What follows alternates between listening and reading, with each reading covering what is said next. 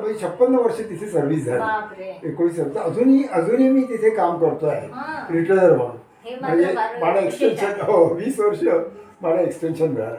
पण सेवानिवृत्तीनंतरही पुन्हा काम करण्याची प्रेरणा तुम्हाला कुठून मिळाली? नात्याला मजबूत ठेवण्यासाठी तुमचं काय तत्व होतं?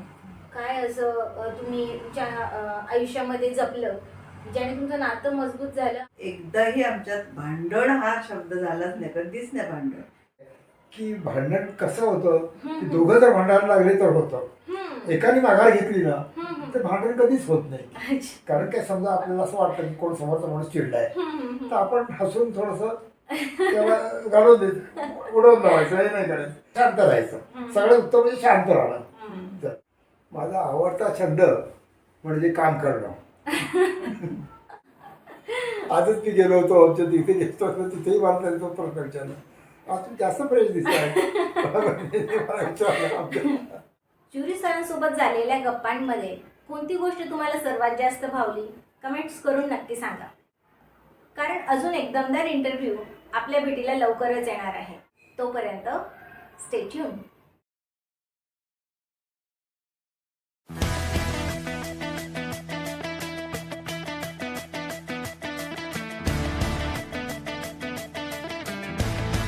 नमस्कार मित्रांनो, मी रश्मी तुमचं आपल्या बुकिश बाइंडर 369 या यूट्यूब चॅनलवर हार्दिक स्वागत करते.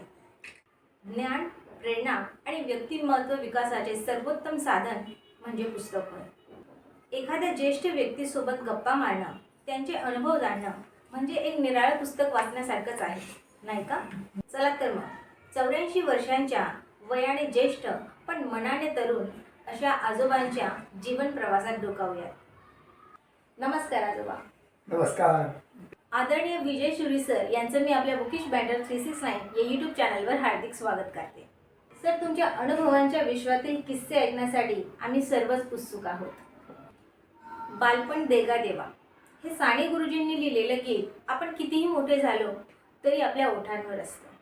तर आज आपल्या प्रश्नांची सुरुवात आपण आपल्या बालपणीतल्या आठवणींपासूनच करूयात. तर तुमच्या कुटुंबात एकूण किती सदस्य होते? तुमचं एकूण बालपण कसं होतं? थोडक्यात सांगाल का? हो हो. आमच्या कुटुंबात आम्ही एकूण 9 भावंडे, आई वडील, आजी आजोबा बापरे, अशी मंडळी होती. मोठं कुटुंब. आणि माझं लहानपण फार सुखात आणि समाधानात गेलं. त्यावेळी म्हणजे गाडी घोडे वगैरे असं काही नव्हते.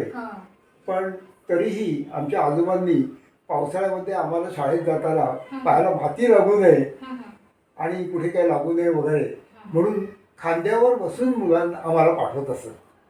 म्हणजे इतपत आमचा थाट होता. तर अशा या परिस्थितीमध्ये आम्ही आमचं बालपण जे होतं ते असं चांगल्या प्रकारे गेलं. आणि मित्रमंडळी पण चांगली होती. मित्रमंडळी माझी चांगल्या घराण्यातली होती मुलं. आणि सतत मदतीला. आणि आमची वाडी होती. त्या वाडीमध्ये आम्ही शाळा सुटली की लगेच सगळी मुलं एकत्र यायची खेळायला, बागडायला आणि मजा करत असो. असं आमचं बालपण फार सुखात, समाधान आणि आनंदात गेलं. खूप छान सर. तुमच्या बालपणात जाऊन आम्ही खरंच खूप रमलो. लहानपणापासूनच शाळा, आपले लहानपणीचे मित्र, शिक्षक आणि त्यांनी दिलेली शिकवण हे आपल्या आयुष्यभर सोबत असतं. तर आपलं प्राथमिक शिक्षण कुठे झालं आणि तुमच्या शिक्षकांनी दिलेली कोणती शिकवण तुमच्या आयुष्यभर कामी आली? माझं लहानपण हे मराठी शाळा भुलवड इथे झालं. इयत्ता 7वीपर्यंत ते शिक्षण झालं. त्यावेळी बरीच मित्रमंडळी वगैरे होती.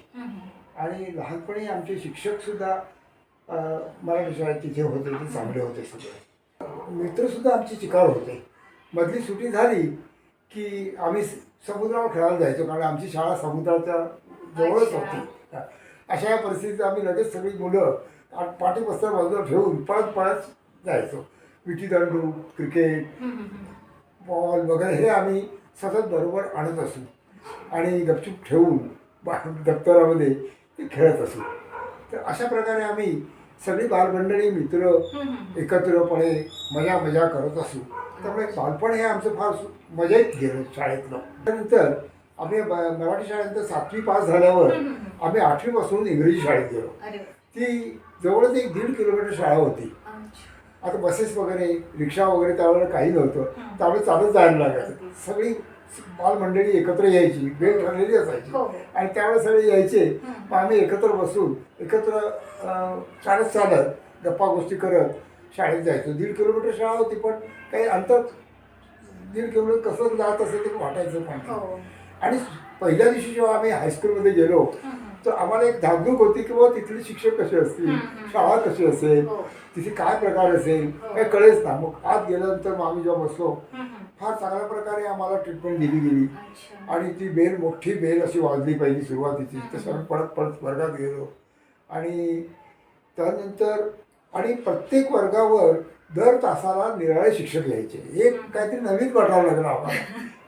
आणि थोडी कल्पना होती, पण पाहिल्यानंतर आणि शिक्षकसुद्धा आमचे म्हणजे आचार्य भिसे हे प्रिन्सिपॉल होते. अच्छा. आणि त्यानंतर चित्रे गुरुजी हे होते, साने सर हो. असे हे होते.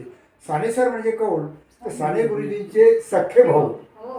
ते तिथे होते. अच्छा. त्यांनी साने गुरुजी, आपण साने भाऊ जे साने गुरुजींनी लिहिलं आहे हा, हा, ते आमच्या हा. बोर्डीवर लिहिलेलं आहे. हो का. आणि ही शाळा जी आहे हा, हा. ती बोर्डीच्या किनाऱ्यावर होती. अच्छा. आणि बोर्डीला सतत चांगली मोठी मोठी मंडळी येत असे. त्याच्यात आचार्य भिसेचा फार दरारा होता. आचार्य भिसे जेव्हा वर्गावरून फिरायचे, फेरी मारायचे आणि एखादा मुलगा बाथरूममध्ये वगैरे जायला अगर बाहेर कोणी डोक्याला निघाला तर तो घाबरून पुन्हा जाऊन टाबला तेवढा त्याच्या बेंचवर बसायचा. अशी ही परिस्थिती होती. आणि त्यांचा धाकसुद्धा इतका असायचा. आणि शिस्त, तर शिस्त आम्ही कुठे शिकलो सुरुवातीला तर ते बोर्डे हायस्कूलमध्ये. हो. इतक्या सुंदर शाळेत आम्हाला प्रवेश मिळाला त्याबद्दल आम्ही खरोखर फार म्हणजे आनंदी होतो. आणि आभार जितके मानावे तितके आम्ही शाळेचे मानत होतो असं. अगदीच. खरंच सर, तुमच्यामध्ये असलेली शिस्त तुमच्या वागण्या बोलण्यातून अगदी स्पष्ट दिसते. जीवनाची सुरक्षितता, समाजात मान सन्मान आणि कुटुंबाची जबाबदारी पार पाडण्याचं साधन म्हणजे नोकरी. तर आपण कोणतं काम केलं आणि आपण जे काम केलं, जॉब केला किंवा काय व्यवसाय वगैरे, त्यामधून तुम्हाला आनंद, समाधान असं मिळालं का? अगदी 100%. काय आहे, मी सुरुवातीला कॉलेजमधून जाऊन म्हणजे हायस्कूलमधून कॉलेज आणि बाकीचं सगळं शिक्षण पूर्ण केलं. तेव्हा शिक्षण मी संपूर्ण करू शकलो नाही, थोडंसं मध्ये सोडावं लागलं. कारण परिस्थिती आमची सुरुवातीला फार चांगली होती, पण नंतर असं काही एक वेळ आली की थोडंसं मला शिक्षण अर्धवट सोडावं लागलं. आणि मग आपण नोकरी करायला पाहिजे आणि नोकरी करून शिक्षण पूर्ण करायचं पुढचं, हा मानस माझा होता. म्हणून मी पहिली नोकरी धरली ती ताराबाई मोडकांकडे. त्या शिक्षण तज्ज्ञ ताराबाई मोडक आणि त्यांच्या सेक्रेटरी अनुताई वाघ होत्या त्यावेळेला. तर जे पुस्तक बालवाडी कशी चालवावी हे अनुताई वाघांनी लिहिलं होतं.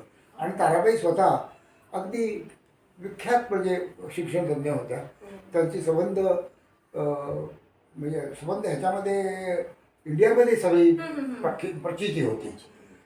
अशा आणि त्यांनी काय केलं, बालवाडीचं पहिलं शिक्षण त्यांनी सुरू केलं. आणि बालवाडी कशी चालवायची हे पण म्हणजे त्यांनी लोकांना शिकवलं की बालवाडी. आणि असे हे असताना त्या अशा ह्या संस्थेत मला काम करायला मिळालं, हे ह्याचा मला मोठा गर्व वाटतो. पुढे त्याच्यानंतर मग मी काही काळ त्याच्याकडे नोकरी केल्यावर मला औरंगाबाद येथे नोकरी मिळाली. तेव्हा मी तिथे 6 वर्ष नोकरी केली. तिथे असताना मी खूप गोष्टी शिकलो. तिथे मग आम्ही नाटकात काम करणं की खेळाचा प्रकार, क्रिकेट मध्ये खेळणं आणि मॅचेस, क्रिकेटच्या मॅचेसमध्ये जायचं, बाहेर खेळायच्या, ह्या सगळ्या गोष्टी आम्ही तिथे शिकलो. पुढे अशी परिस्थिती आली की नोकरी मला तिथली सोडावी लागली. आणि मग मी दुसरीकडे नोकरी जाण्यासाठी बाहेर निघालो. ते गणपती उत्सवाच्या वेळी पुण्याला आलो. आणि तिथे मला एक अल्ट्रा लॅबोरेटरीची एक ॲड दिसली. त्या ॲडमध्ये एक त्याला अकाउंट्स असिस्टंट पाहिजे होता की जे मी आता असिस्टंट अकाउंटंटचं काम तिथे करत होतो. पण म्हटलं जी काय असेल ते सुरुवात आपण तिथे जाऊन कुठेतरी बाहेर आपल्याला एकदा नोकरी पकडूया. आणि अशा परिस्थितीत मला तिथे मी अर्ज टाकून दिला. अर्ज टाकल्यावर एक 4 दिवसातच मला कॉल आला. कॉलेजला. मग मी खोपोली इथे ती फॅक्टरी होती ultra laboratories limited fine chemical, तिथे आलो. तिथे इंटरव्ह्यूमध्ये बरेच लोक आले होते. आपली काय डाळ शिजणार नाही असं मला वाटतं, पण इंटरव्ह्यू झाल्यानंतर सगळे झाल्यानंतर मी आता जायची तयारी करत होतो की मला ते पर्सनल मॅनेजर आले आणि म्हणाले विजय चुरी कोण आहे, विजय चुरी आणि बसावं बाकी तरी जावं. माझा आनंद गगनात पावला की बाबा आपल्याला नोकरी करून राहिली. चला आता अशा या परिस्थितीत मला अल्ट्रा लॅबोरेटरीज तिथे नोकरी मिळाली आणि तिथे मी 1967 साली गेलो. ते आज सगळ्यात मी अल्ट्रामध्येच काम करतो आहे. बापरे. म्हणजे एकूण किती तिथे मी वर्ष? किती वर्ष म्हणजे आता म्हणजे 56 वर्ष तिथे सर्व्हिस झाली. बापरे. 1970 अजूनही मी तिथे काम करतो आहे रिटायर म्हणून. हे म्हणजे माझं मला विशेष एक्सटेन्शन आहे. 20 वर्ष मला एक्सटेन्शन मिळालं. बापरे. म्हणजे 2001 साली मी रिटायर झालो ऑफिशियली करा, ओके, ओके. पण मला 1 वर्षाचा आधी एक्सटेन्शन रेग्युलर एक्सटेन्शन मिळालं आणि पुढे आता 3 वर्षापूर्वी मला रेग्युलर थोडंसं रिटायरमेंट मिळालं. पण त्यानंतर त्याच्यावर सुद्धा मला त्यांनी रिटेलर म्हणून ठेवलं. अच्छा. हां, तर त्यामुळे माझं अजूनही अल्ट्रा कंपनीमध्ये म्हणजे तुम्ही वास्तव्य तुमची आहे, जागा चालू आहे. तिथे माझी जागा चालू आहे, माझी जा- पुढची तिकडे आहे. हो, अशा या परिस्थितीत मी माझं जे वैयक्तिक जीवन जे पुढचं होतं ते सुरू झालं आणि अजूनही मी आनंदामध्ये माझं जीवन चालतंय. अल्ट्रा लॅबोरेटरीजमध्ये असताना मला खूप चान्सेस मिळाले. हो. त्याच्यामध्ये एक आनंदाचं क्षण म्हणजे काय झालं, त्याच्या डॉक्टर धोटे साहेब म्हणून जे आहेत होते ते, म्हणजे त्यावेळेला त्यांनी माझी अपॉइंटमेंट माझी झाल्यानंतर माझी मुलाखत त्यांच्याबरोबर मला हे करायची होती, तर त्यांनी मला बऱ्याच त्यांची वैयक्तिक माझ्याशी ओळख झाली होती आणि त्यांचे ते फार हुशार व्यक्तिमत्व होतं त्यांचं आणि हे पण त्यांनी फ्रीडम फायटर होते ते.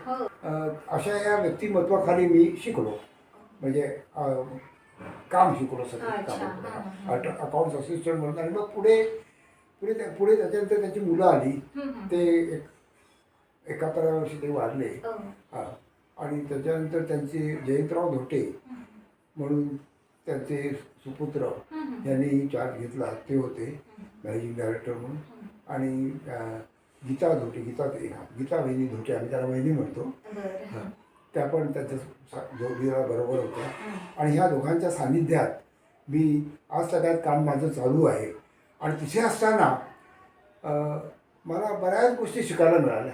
म्हणजे मी अकाउंट्स असिस्टंट म्हणून लागून general manager accounts, financial accounts ह्या पदावर पोहोचलो. म्हणजे तुमची पदोन्नती पदोन्नती सतत होती. दरवर्षी माझं कुठे ना कुठे मला प्रमोशन्स मिळत गेलं.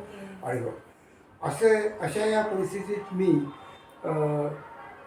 वाढत आहे. माझं काम करत असताना माझ्या कामाचं स्वरूप आणि चिकाटी हे सगळं बघून आणि मला झोपून द्यायची माझी प्रवृत्ती होती, ते डॉक्टर आपले जयंतराव धोटे साहेबांनी मला अल्ट्रा लिझिंग अँड फायनान्स कंपनीचं डायरेक्टर म्हणून नेमलं. तसंच लोरा कंपनीचं डायरेक्टर सुद्धा मला नेमलं. अशा ह्या परिस्थितीमध्ये मी एक एम्प्लॉई म्हणून असताना डायरेक्टर होणं, डायरेक्टर पदावर जाणं ही फार आनंदाची आणि मोठी गोष्ट आहे, फार मोठी. तर ते पद मला मिळालं त्यांच्याकडून, तर मी त्यांचे शतशः आभार म्हणजे मानतो. आणि ज्यावेळी त्यांनी मला सांगितलं की तुम्हाला डायरेक्टर म्हणून नेमण्यात आलं आहे, तर त्यावेळेस माझा आनंद मात्र गगनात मावला. माझ्या आयुष्यामधलं सगळ्यात मोठं म्हणजे जी अचिव्हमेंट होती ती होती पहिली. आणि त्यानंतर मी वेळोवेळी प्रत्येक वेळा झोपून देत काम करत असल्यामुळे मला निरनिराळे पदं, निरनिराळे कामं सतत मिळत गेली. तिथली सोसायटी, कोऑपरेटिव्ह सोसायटी होती शाळेत, म्हणजे कामगारांची, तसंही 10 वर्ष मी प्रेसिडेंट होतो. पुढे शाळा, डॉक्टर साहेबांनी एक शाळा काढली होती, इंग्लिश मिडियम शाळा नव्हती तेव्हा खोपोलीला, तर त्या शाळेमध्ये ती शाळा अल्ट्रा लॅबोरेटरीजमध्ये होती. सुरुवातीला 23 मुलं आणि 2 शिक्षक त्यांच्या. पुढे ती KTSP मंडळाला हँडओव्हर केली. तिथे मला त्यांनी अध्यक्ष म्हणून मी जवळजवळ 10-12 वर्ष काम करत आहे. हां, आणि शाळेची प्रगती वगैरे आम्ही खूप चांगल्या प्रकारे केलेली आहे. आणि तिथे मला सतत निरनिराळे अनुभव येतात. मुलांबरोबर खेळायला पण त्यांच्यासारखंच आपल्याला खेळायला वागण्याला वगैरे मिळतं. आणि ते जे माझे अनुभव आले ह्यांच्यामुळे ते मी त्यांचे आभार मी स्वतः त्याला त्याचा मी आभारी आहे.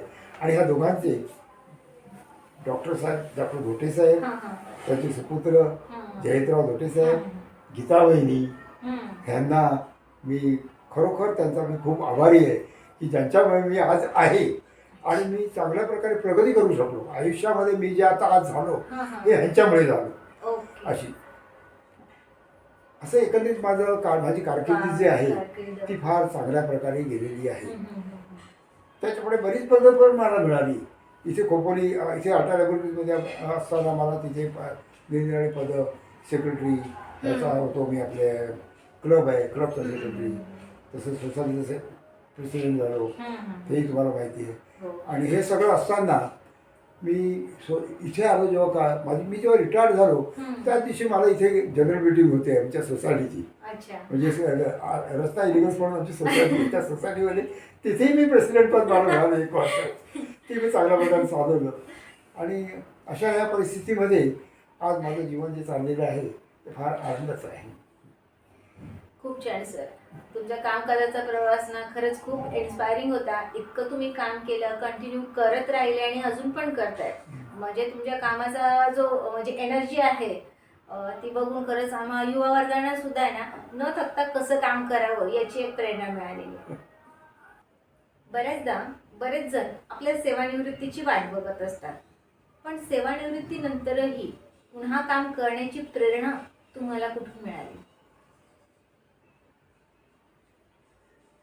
मला आमचे मॅनेजिंग डायरेक्टर जयंतराव धोटे साहेब त्यांनी प्रेरणा दिली की त्यांनी मला सांगितलं की बाबा बघा तुमच्यामध्ये आता चांगलं एनर्जी आणि अजून कुठल्या प्रकारे तुम्ही असं वाटत नाही की तुम्ही रिटायरमेंट आला आता असं. तरी मला सांगितलं तुम्ही बिनधास्त काम करा, अजून तुमच्याने होतं तेवढं करायला काही हरकत नाही. त्याप्रमाणे मी पण अगदी झोपून काम दिलं होतं आणि त्याला मी म्हटलं की काय हरकत नाही मला, मी अल्ट्रा लॅबोरेटरीला माझं आयुष्यच समजलं केलेलं होतं. त्यामुळे त्यांनी सांगितल्यानंतर मी कुठल्याही प्रकारचा त्याला नकार वगैरे दिला नाही. आणि हो, कारण माझा पॉझिटिव्ह अप्रोच माझा पहिल्यापासून होता आणि आहे अजूनही माझा तसाच आहे तो. तर त्यामुळे मी अजूनही काम जसं आहे तसंच करतो आहे. म्हणजे मला असं वाटत नाही की आपण रिटायर्ड झालो आपलं वय झालं आहे. खरंच म्हणजे सेवानिवृत्ती ही तुमच्यासाठी विश्रांती नव्हती, तर ती एक न्यू बिगिनिंग होती. साईबाबाचा मी भक्त आहे तसा. दरवर्षी आम्ही साईबाबाच्या भेटीला जात असतो. त्यांनी पण मला चांगली प्रेरणा दिली आहे. प्रत्येक वेळेला कुठलं काही असेल तर मी साईबाबांचं नाव काढायचं, पण त्यांच्याकडून मला प्रेरणा मिळायची की कर तू बेटा, काय तुला हे तुमची श्रद्धा आहे साईबाबा. आणि खरोखर म्हणजे मला या सगळ्या ह्यांच्याकडून मला असं एक काहीतरी अशी एक प्रकारची शक्ती प्रेरणा मिळते की ज्याच्यामुळे मला असं वाटतच नाही आपण थकलो आहोत. अगर आपण आपलं वय झालंय, आपण आता थोडेसे म्हातारवयाकडे वळायला लागलो आहे. आता माझं वय 85 चालू आहे. असं असताना सुद्धा आज मी स्वतःला असं जवान समजतो आहे. मी स्वतःचा फीलच नाही करत की आपण आता वय झालं. आपल्या लाडक्या आजोबांच्या जीवन प्रवासात कधी उन्हात चालणारी, कधी पावसात भिजणारी आणि कितीही वादळ आलं तरी हात न सोडणारी एक जोडीदारी कायम त्यांच्या सोबत होती. बोलवूयात त्या सावलीला, त्या शक्तीला आणि त्या प्रेरणेला. मित्रांनो, इतका वेळ आपण चुरी सरांना ऐकलं. आता चुरी सरांचा जीव ज्यांच्यामध्ये आहे त्यांच्यासोबत आपण गप्पा मारणार आहोत. नमस्कार चुरी मॅम. नमस्कार रश्मी मॅम. तुम्ही या मुलाखतीत सामील होऊन या मुलाखतीची खरंच खूप शोभा वाढवली आहे. धन्यवाद. 4 भिंतींना घर बनवणारं आपल्या आयुष्याचं आधारस्तंभ म्हणजे कुटुंब, आणि या कुटुंबाची सुरुवात होते जोडीदारापासून. तर तुमची जोडीदारासोबत ओळख कशी झाली आणि तुमची प्रेमकथा कशी आहे, थोडक्यात सांगाल का? प्रेमकथा म्हणजे अजिबात नाही, पहिली गोष्ट. आणि मी मॅट्रिक होऊन 1-2 वर्षच झाली ते लगेच लग्न आमचं जमायला लागलं. माझे वडील आणि यांचे वडील म्हणजे मामा भाचे ते एकमेका यायचे, बोलायचे आणि त्यांनी त्यांच्यातच आधी बोलणी त्यांची झाली. नंतर मग आईला कळलं, मग मला कळलं. मग हे त्यावेळेस औरंगाबादला होते. नोकरी सुटायची वेळ झाली होती त्यांची. इथे साधारण ते म्हणाले मी आज सध्या बेकार आहे, तुम्ही लग्न जमवू नका, असं त्यांचा निरोप येत होता मला. आणि आमचं जमायचं कारण म्हणजे हे जेव्हा नोकरीवरून आले, नोकरी सुटल्यावर तेव्हा बघण्याचा कार्यक्रम त्यांच्याच घरी झाला. आणि काही प्रश्न त्यांनी मला विचारले, म्हणजे त्यांना माझं वय माहिती पाहिजे होतं.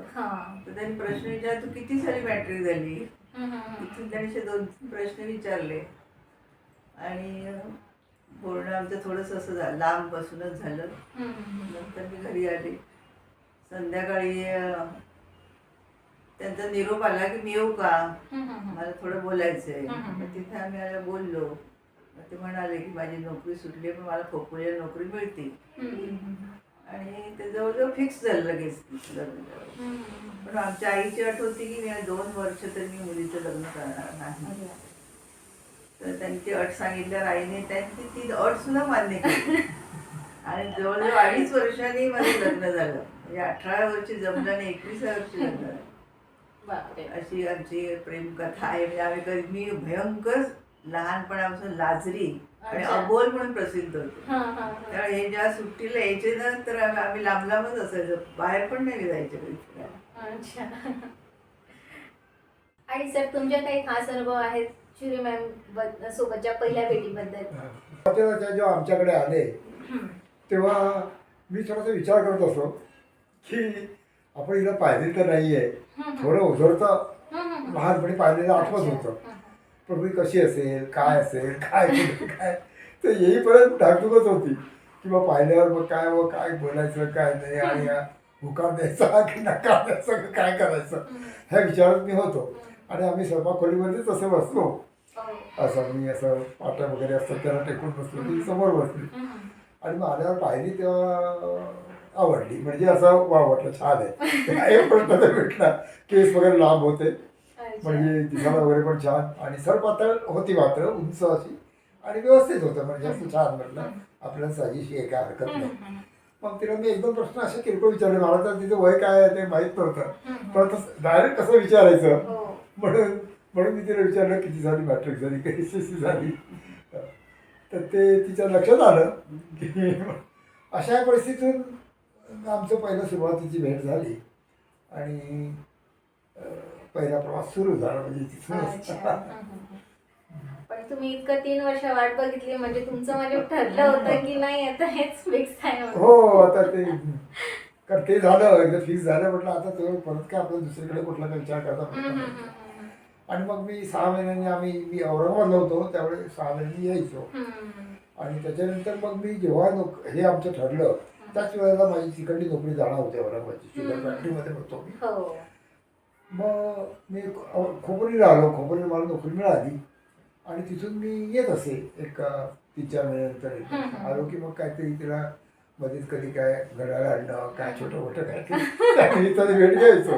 ती जसं लाजरी थोडी असल्यामुळे ती काही यायची नाही. आई वगैरे तिची पाठवायला तयार असायची, म्हणजे जा ना, काय झालं, कुठे समुद्रात फिरायला जा, इकडे फिरायला. पण तसं काही जास्त व्हायचं नाही. पण आम्ही बसल्या बसल्या तिथे गप्पा गोष्टी थोडंसं करायचो. हळूहळू जरा ओळख वाढत गेली, असं होत गेलं. म्हणजे पुढे असा पिरियड कसा निघून गेला कळालं नाही 3 वर्षात. आणि मग चांगल्या प्रकारे म्हणजे असं वाटायचं. पण मधल्या पिरियडमध्ये आम्ही पत्र वगैरे लिहित असू, पत्र वगैरे चालू असायचं. पत्र वगैरे लिहित असू. ती मला नाही, पण तिला आधी सवय नव्हती. त्यावेळी काय मी एकदा पहिलं सुरुवातीला मी पत्र लिहिलं, त्याच्यानंतर तिचं आलं, मग ते सुरू झालं. मग सतत पत्रावर चालू असायचं. म्हणजे ही तर लव्ह मॅरेजच झाली.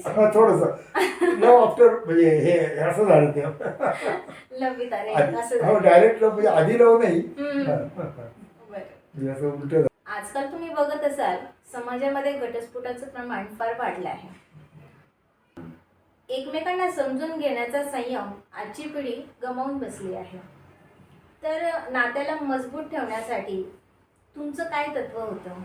काय असं तुम्ही तुमच्या आयुष्यामध्ये जपलं ज्याने तुमचं नातं मजबूत झालं आणि ते अजून मजबूतच होत चाललंय? तसं पाहायला गेलं तर आम्ही एकदाही आमच्यात भांडण हा शब्द झालाच नाही, कधीच नाही भांडण. थोडेसे वादविवाद व्हायचे किरकोळ, पण आम्ही ते संवाद साधूनच. मुख्य म्हणजे यांचा स्वभाव अतिशय मनमिळाऊ प्रेमळ होता. एकमेकांना समजून घेणार होते. त्यांनी कधीच म्हणजे आमच्यावर असं हे बॉद्रेशन म्हणजे दबाव असा टाकला नाही. स्वातंत्र्य कुठे जायचं असेल तर कधी नाही असं नकार नव्हता. आमच्यात कधी कलह झाला नाही, जोरदार भांडण तर कधीच नाही. वाद थोडेसे किरकोळ वाद व्हायचे, पण आम्ही संवादाने ते मिटवून टाकायचो. आणि चेहऱ्यावर नेहमी हास्य ठेवायचं त्याचं तत्व होतं. सगळा चेहऱ्यावर हास्य ठेवलं की राग येत नाही. हा अनुभव मला सुद्धा आला. तर आमच्यात असं कधीच कळलं नाही. आम्ही एकमेकांना अशी समजूनच वागलो. आणि मूळ म्हणजे त्यांचा स्वभावच चांगला होता. आणि मुलींवर अतिशय त्यांनी प्रेम केलं. आणि आमच्या मुली पण इतक्या सोज्वळ, शांत, हुशार होत्या. त्या कधी ग्रॅज्युएट झाल्या, कधी नोकरीला लागल्या, अजिबात आम्हाला कळलं नाही. त्यामुळे मी पण असाच सल्ला देईन की नेहमी सगळ्यांनी चेहऱ्यावर हसू ठेवावं, सकारात्मक राहावं. या सगळ्यांना असं सांगावं असं वाटतं मला. आणि किती भांडण कलह झाला ना तरी तो तुम्ही माफ करायला शिकलं पाहिजे. माफ करणं हे फार आहे.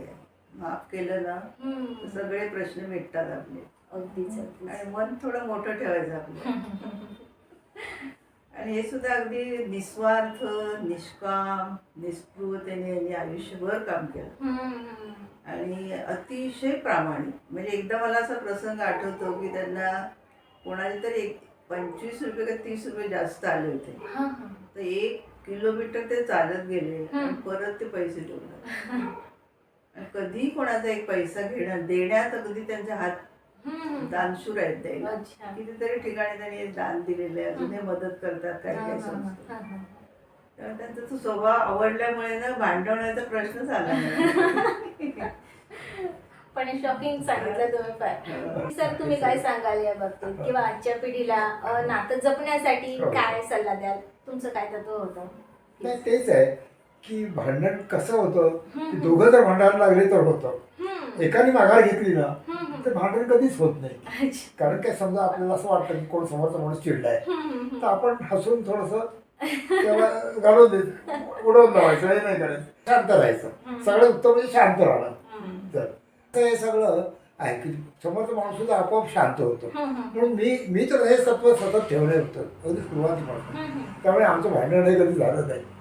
म्हणजे आमच्या मुली जरी घरात असायच्या ना, आमच्या 2 मुली, तर त्या सुद्धा हे करायच्या की बाबा काय आई बाबाचं काय भांडण वगैरे नाही. तेव्हा आश्चर्य वाटायचं.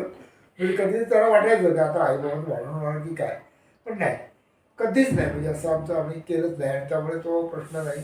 मुलांना सुद्धा आदर्श तोच मिळाला आणि तेही आता तेच फॉलो करताय. त्यांचं सुद्धा तसंच होतं की बाबा कोणी रागावलं तर आपण गप्पा राहायचं आणि मग आपोआप आणि मनमिळावू स्वभाव ठेवला तर काही होत नाही. की त्याला असं थोडक्यात सगळं हे करून घ्यायचं. म्हणजे जास्त ताणायचं नाही, पॉझिटिव्ह ह्याच्यात जायचं, निगेटिव्ह ह्याच्यात जायचंच नाही कुठलं, आणि ताणायचं नाही, ताणलं नाही. आणि तो विषय तिथेच संपतो आपोआप. असं सगळं झाल्यामुळे आमचं एकदाही भांडण झालं नाही. हे आश्चर्य वाटतं लोकांना. तुमचा किती वर्षाचा संसार झाला? आणि आमचं 70 साली लग्न झालं. 70 साली लग्न झालं. 55 वर्षात एकही भांडण नाही. 50वा आमचा वाढदिवस होता. शॉकिंग गोष्ट आहे खरंच. लग्नाचा 50वा वाढदिवस होता. त्यात खूप मोठ्या प्रमाणात कोरोना होता. तर आमच्या या सोसायटीने आमच्या वाढदिवस इथे साजरा केला. त्यामध्ये या सोसायटीला आम्ही खरोखर आभार. मुली पण येऊ शकल्या नाही, आम्ही दोघंच. पण इथल्या लोकांनी आमचा वाढदिवस साजरा केला. आज मी कधीच विसरू शकणार. यायचं पण नव्हतं तेव्हा, तरी त्यांनी केला. सगळ्या लोकांचे आम्ही शतशः आभारी आहोत. म्हणजे खरोखर असाच एक विषय आमच्यासाठी तर त्यांनी हे काम ठेवून. तुम्हा दोघांचाही हा मोलाचा सल्ला येणाऱ्या बऱ्याच पिढ्यांसाठी खूप फायदेशीर ठरणार आहे. इथे आल्याबद्दल आणि आम्हाला वेळ दिल्याबद्दल चिरू मॅमचे धन्यवाद. खूप आभारी आहे. हे छोटंसं गिफ्ट आमच्याकडून एक प्रेमाची आठवण म्हणून. खूप खूप आभारी. Thank you so much ma'am. चला आता परत आपण आजोबांकडे वळूयात, कारण अजूनही काही रंजक प्रश्न बाकी आहेत. मानसशास्त्र सांगतं ताण कमी करण्याचं आणि मन प्रसन्न ठेवण्याचं साधन म्हणजे छंद. तर सर, तुमचा आवडता छंद कोणता होता आणि तुम्ही त्याला आयुष्यभर कसा जपला? माझा आवडता छंद म्हणजे काम करणं. आणि सतत मला तेच काय माहिती नाही की मी नोकरीला लागलो त्यापासून प्रत्येक वेळेला कामामध्येच बंद असायचो. म्हणजे सगळे लोक, मला घरचे लोक सुद्धा माझ्यावर रागावायचे की बाबा सतत काम काम काम करत असतात. तर बाकी काही वाचन वगैरे सुद्धा आहे, अच्छा. पण ते कामाच्या अनुषंगाने वाचत असतो. त्याला लागणारे आता इन्कम टॅक्स विषय असेल तर इन्कम टॅक्सची पुस्तकं वाचायची, पण ते कामाच्या कामाशी अनुषंगाने रिलेटेडच तुम्ही तुमचं नॉलेज गेन ते घेत गेन करता. आणि क्रिकेट खेळणं हा एक नाद होता माझा, हो. म्हणजे लहानपणापासून. हम्म. तर तोही मी शेवटपर्यंत जपत गेलो. म्हणजे कंपनीत असताना सुद्धा मी हे क्रिकेटच्या टीममध्ये होतो कंपनीच्या, आणि खेळायला जात असतो. मी ओपनिंग टीममध्ये मी जायचो, नंबर 2 ला मी असायचो नेहमी. अच्छा. आणि बऱ्यापैकी मी रन्स वगैरे पण केलेले आहेत, बॉलिंग पण केली आहे, सगळं केलेलं आहे, फिल्डिंग पण चांगल्या केलेली अरे बापरे. आणि त्याच्या आधी सुरुवातीला लहान असताना तर आम्हाला खेळाचा खूपच नाद होता. म्हणजे मी आमच्या वाडीमध्ये व्हॉलीबॉलचं ग्राउंड स्वतः टाकलं होतं. म्हणजे व्हॉलीबॉलचं आम्ही तर नेट आणि वगैरे जे मिळतं शाळेकडून वगैरे ते मिळवलं, आणि सगळी चौघडी आमची तर त्या प्लेयर्स होते की कधी तुझ्या वाडीत आपण जाऊ आणि व्हॉलीबॉल खेळू. तसंच व्हॉलीबॉल आणि क्रिकेटचं पण आम्ही ग्राउंड छोटंसं केलं होतं, ते सुद्धा सतत खेळत असू. त्यामुळे हे, आणि लहानपणी अगदी लहान असताना तर आम्ही विटी दांडू सुद्धा खेळायचो. त्या विटी दांडूमध्ये सुद्धा खूप मजा यायची. सगळे त्या विट्या कधी कधी कोणाच्या घरामध्ये सुद्धा जायच्या, तर ते लोक ओरडायचे, पण काय नाही, त्यांनाही त्याच्यात आनंद वाटायचा. आपला आनंदाने, म्हणजे ते आपलं मुद्दाम खोटं खोटं रागा व्हायचे, पण ते प्रेम करायचे सगळे लोक आमच्यावर. प्रत्येक माणसावर कोणत्या तरी व्यक्तिमत्वाचा प्रभाव असतो. तर तुमच्या आयुष्यावर किंवा तुमच्यावर कोणत्या व्यक्तीचा प्रभाव जास्त पडला आहे? कोणत्या व्यक्तीकडून तुम्ही खूप मोठं इन्स्पिरेशन घेतलं आयुष्यात? पहिलं इन्स्पिरेशन म्हणजे मी जेव्हा अल्ट्रा कंपनीमध्ये लागलो, तर डॉक्टर धोटे साहेब कंपनीचे मालक आणि मॅनेजिंग डायरेक्टर होते. तर त्यांच्याकडे, त्यांच्या व्यक्तिमत्वाकडे पाहिल्यावर एक काहीतरी निराळी प्रेरणा मिळत होती, आणि ती मला मिळाली. आणि त्याच्यानंतर मी अगदी पुढेच गेलो. अशी ही परिस्थिती होती. तर शाळेमध्ये, म्हणजे मला जेव्हा अध्यक्ष म्हणून शिशु मंदिर म्हणून शाळेचं नाव होतं, तिचं मला नेमलं. तेव्हा आम्ही लोकांनी काही असा विचार केला की आपण डॉक्टर साहेबांचं नाव शाळेला का देऊ नये, कारण की शाळा ही इंग्लिश मिडियम शाळा तिथे खोपोलीला नसताना डॉक्टर साहेबांनी अल्ट्रामध्ये चालू केली, आणि त्या शाळेला त्यांचं नाव असणं जरुरी आहे. आणि आमच्यापैकी काही मेंबर्स लोक त्यांनी मला साथ दिली, आणि मी जयंतराव जोटे साहेब, त्यांचे सुपुत्र गीता वहिनी, ह्यांना सुद्धा मी विचारलं की बाबा आपण असं नाव आम्ही द्यायचं म्हणतोय, की तेव्हा त्याला तर खूप आनंद झाला, ही चांगली गोष्ट आहे. आणि त्यांनी तत्कर होकार दिला, आणि सगळ्यांच्या संमतीने आम्ही त्यांचं नाव दिलं.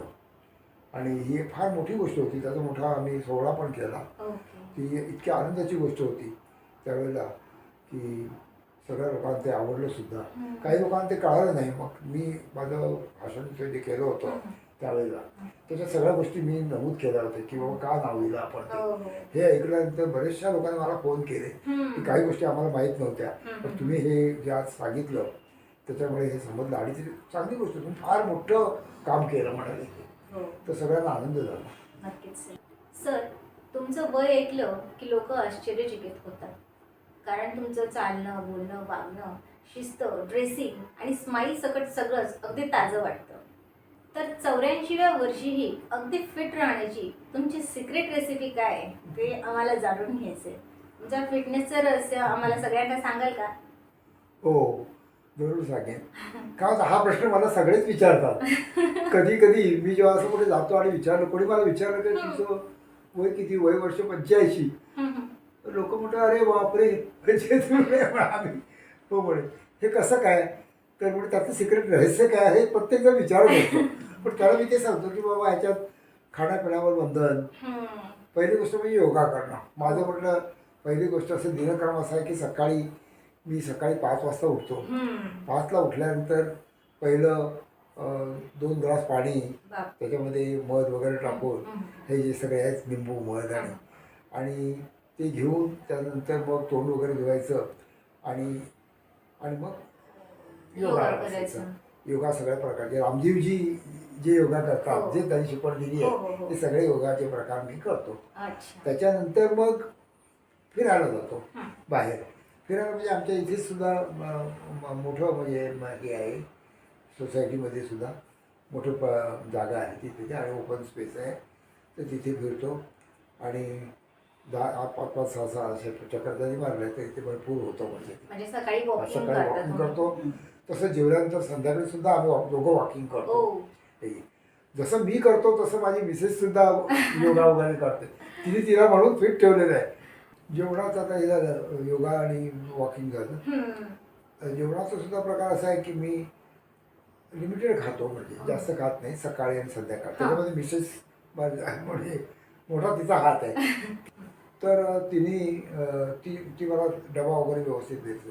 डब्यामध्ये मला सगळ्या गोष्टी म्हणजे अगदी ताकापासून ताक, दही, काय जे असेल, नंतर कोशिंबीर आहे, फळं आहे, सगळं म्हणजे पोळ्या, नंतर मग भात आपलं भाजी, सगळ्यांचा डबा चौरस आहार देते असते. त्यामुळे माझी तब्येत फिट राहिली, कुठल्या प्रकारचा मला त्रास झाला नाही. रात्रीसुद्धा आम्ही अगदी लिमिटेड जेवतो, म्हणजे भात असेल तर भाकरी नाही खायची, भाकरी जर शिकवत्या दिवशी भातच खायचा.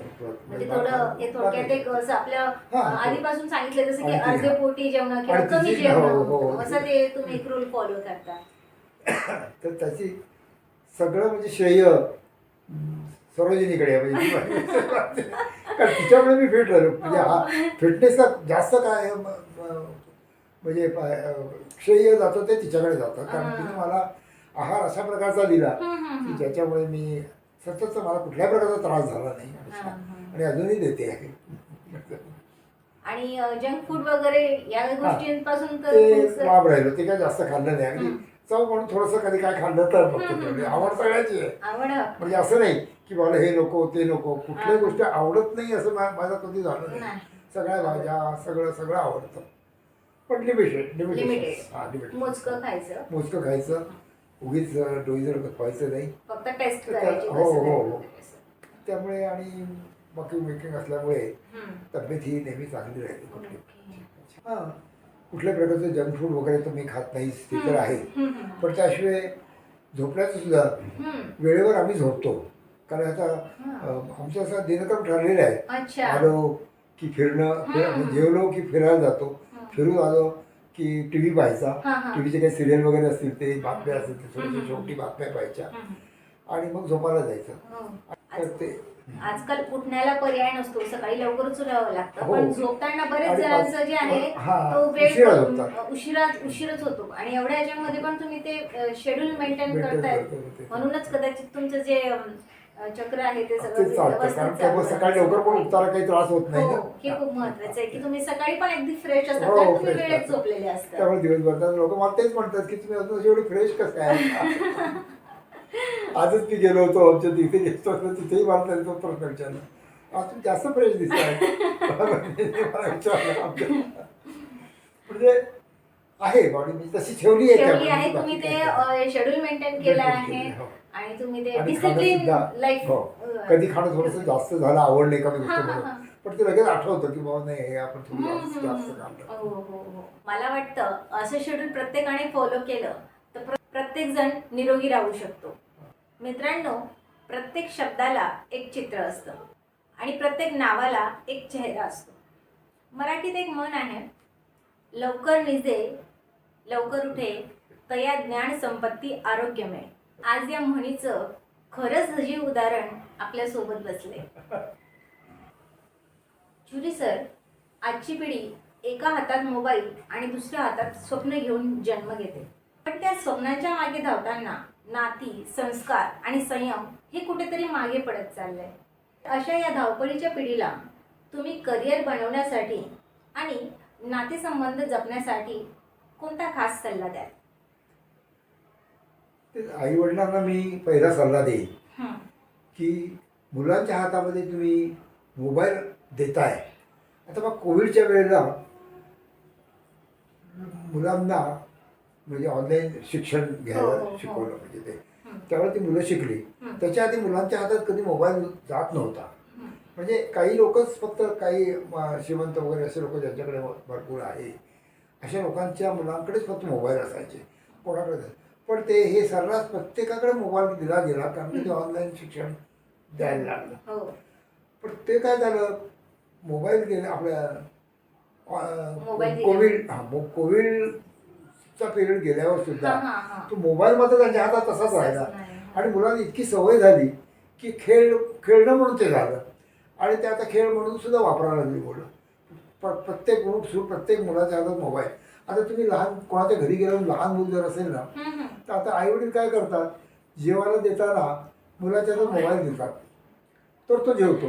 पण मुलगा काय करतो, ते मोबाईल बघत बघत मग एक घास आई देणार आणि मुलगा तो घास खाणार अशी परिस्थिती. बरं मोबाईल हातात दिला नाही तर तो मग काही खात पण नाही, खायची तयारी नसते त्याची, अशी परिस्थिती झाली. पण त्याला थोड्या अंशी आई वडील सुद्धा जबाबदार आहे असं मी म्हणेन असं. आणि आम्ही शाळेमध्ये पण मुलांना जेव्हा भाषण वगैरे करायचं असेल कुठल्या विषयावर आणि जेव्हा मुलांच्या काही तक्रारी भांडणं होतात आणि मोबाईल जेव्हा सापडले जातो, आपली बंदी असते शाळेत आपण मोबाईल आणून देत नाही, पण तरीही मुलं चोरून मोबाईल आणतात काही वेळेला, मग ते आपण जप्त करतो. अशा असताना सुद्धा मुलांचं इतकं वेड असतं की मोबाईल नाही मिळाला तर ते वेडे होतात. आता मिलिटरी स्कूलमध्ये जेव्हा आपण जातो ना तेव्हा मोबाईल त्याला घरून आणूची परवानगीच नाही आहे. आता माझाच नातू आहे, त्याला मोबाईलची इतकी सवय झाली होती, पण त्याला जेव्हा आता मिलिटरी शिक्षणासाठी पाठवला पुण्याला, पुन्हा म्हणजे ते जेजुरीचं तिकडे जवळ आहे कॉलेज, नॅशनल डिफेन्स कॉलेज, तर तिथे सुद्धा त्याला सुरुवातीला त्रास व्हायला लागला मोबाईल नाही म्हणून. पण ती परवानगी नव्हती त्यामुळे काय मोबाईल त्याला मिळाला नाही. आता सवय झाली, मग त्याच्यामुळे त्याचा इतका अभ्यास वगैरे छान होतो, ते त्याला रिअलाइज झालं. तो सुद्धा आता म्हणतो की मोबाईल बंद झाल्यामुळे फार चांगलं झालं, आमचा अभ्यास पण चांगला होता, कॉन्सन्ट्रेशन वाढलं सगळं. म्हणजे मोबाईल काही अंशी मोबाईलचा फायदा आहे, पण तेवढ्यापुरती तो वापरला पाहिजे. घरी आला आणि थोडा वेळ वापरला तर लिमिटेशन्स. आम्ही पालकांच्या जेव्हा आमच्या मिटिंग होतात तेव्हा आम्ही त्याला ते सांगतो की मुलांना तुम्ही मोबाईल देऊ नका, द्यायचा असेल दिलास तर तो काही लिमिटेशन्स आमच्यावर ठेवा की बाबा ह्या अर्ध्या वस्तू वापरायचा, बाकी तो आणून द्यायचा. असं जर केलं तर त्याचा खरोखर फायदा होईल. नाही तर मोठ्या मुलांनी जे तर ग्रोन झालेली आहे 25 वर्षाच्या पुढे वगैरे ग्रॅज्युएट होऊन पुढचं शिक्षण घ्यायचं आहे, त्यांना सुद्धा पहिली गोष्ट म्हणजे त्यांनी स्वतः कामाला झोकून द्यायला शिकायला पाहिजे. अभ्यासात सुद्धा अभ्यासात मन घातलं तर अभ्यासातच रमलं पाहिजे. पण ते त्यांचं लक्ष दुसरीकडे अगर काही व्यसन लागतात कुठली ह्याच्याकडे वळता कामा नये. पण आजच्या मुलांमध्ये आपल्याला बऱ्याच वेळा असं दिसतं की काही अंशी त्याला कुठेतरी ते वळले जातात, मित्र होतात, मित्रापासून मग निरनिराळे चुकीच्या सवयी लागतात. तर ते कुठल्या प्रकारे होता नाही. म्हणजे त्याने योगा करायला पाहिजे, व्यायाम करायला पाहिजे, अभ्यासाच्या वेळेला अभ्यास करायला पाहिजे त्यांनी सुद्धा. आणि करिअर पुढे डेव्हलप जर करायचं असेल तर ह्या सगळ्या गोष्टींची फार आवश्यकता आहे. मोबाईल वापरा थोडा, मोबाईल काही गोष्टी तिथे पुढे मोठा झाला तर लागतो, नंतर जर त्याला बाकीचं पण असतं, लॅपटॉप असतो, हे त्या गोष्टी, तर त्याच्यात त्याला आवश्यकता असते म्हणजे त्याची, तर ते पण करायचं. पण आपण आपल्याला पुढे कसं मोठं व्हायचं आणि पुढे कसं येता येईल याचा विचार करून पुढे सगळं आपलं पाऊल पुढे टाकायला पाहिजे. ह्या जर सगळ्या गोष्टी केल्या तर खरोखर ही मुलं पुढे जातील. आहेत कुठल्या एखाद्या विषयात जर तो तज्ज्ञ असेल तर असं आईवडिलांनी पण ते बघायला पाहिजे की आपल्या मुलाला काय आवडतं आणि त्याला कुठली हे द्यायला पाहिजे. शिक्षण तिथेच त्याला हे केलं प्रोत्साहन द्यायला पाहिजे. आणि असं जर केलं तर खरोखर ती मुलं पुढे जातात असा अनुभव सुद्धा आहे. आणि मग ती मुलं करिअर डेव्हलप करू शकतात चांगल्या प्रकारे. आणि करिअर डेव्हलपमेंटचे आपले जे क्लासेस असतात त्याच्यात हेच शिकवलं जातं आणि ते आपण पाठवतो मुलांना तिथे. आणि ही फार सारी मोठी गोष्ट आहे. आणि ह्याच्यापासून मुलांना जर आपल्या भविष्यामध्ये सुद्धा आपल्या जगामध्ये म्हणजे आपल्याला इंडियामध्ये सुद्धा तर ते होईल. आणि नातेसंबंधांबाबतीत काय सांगाल तुम्ही आजच्या तरुण पिढीला स्पेशल जपण्यासाठी? नाती जपली जात नाहीत. कारण काय होतं, लोक काय करतात, ही मुलं की बाबा काय आहे, आपलं कोण आहे काय नाही, आपण कोण आहे, आपलं मित्र बघायचं, आपलं काय आहे सध्या आपलं स्वतःवरती बघायचं. आणि हे सगळं करण्याच्या पेक्षा नाती पण जपायला पाहिजेत आपली. आणि हे जर नाती जर जपली तरच मग पुढे सुद्धा त्याला खरोखर त्याचा फायदा होऊ शकतो. आणि नात्यातले लोक जे असतात जवळचे ते चांगला सल्ला पण देतात. तर तो सल्ला वगैरे चांगला दिला तर त्याचा फायदा पण होतो. तर हे सर्व गोष्टी त्यांनी सांभाळायला पाहिजे. रिस्पेक्ट ठेवायला पाहिजे. रिस्पेक्ट ठेवत नाहीत. आणि मग शिक्षकांचा रिस्पेक्ट पूर्वी कसं आता काय झालं आहे की शिक्षकांना मारायचं नाही असे वगैरे सरकारी कायदे झाले. पण त्याच्यामुळे काय होतं, ही पिढी जी आहे ना ही बिघडायला लागली आहे. विध्वंसवृत्ती वाढली आहे. आणि शिक्षकांचा हात जरी लावला नुसता तरी मग त्यांना असं वाटतं की मला मारलं. आणि का शिक्षक मला मारतात, ते मारू नये असंच येतं. पण पूर्वीच्या काळी आपले गुरुजी वगैरे आपले जे पूर्वीचे होते गुरु वगैरे ते सुद्धा छडी लागे छमछम असं असायचं. घडी लागे छमछम विद्या येई भमभम, तरच विद्या येते. तर थोडंसं मारणं सुद्धा आवश्यक असतं. कारण काय, तर तुम्हाला पुढची पिढी जर डेव्हलप करायची असेल चांगली तर ह्या काही गोष्टी आवश्यक आहेत.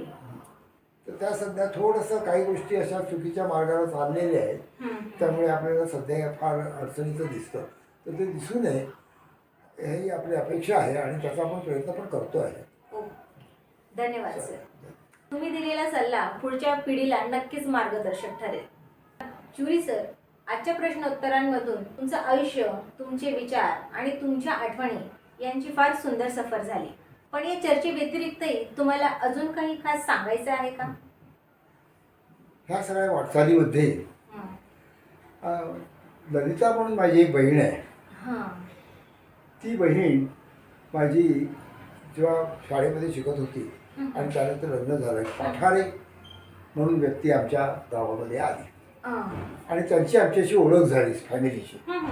आणि ते आणि आमच्या समाजामध्ये थोडासा फरक होता. अच्छा.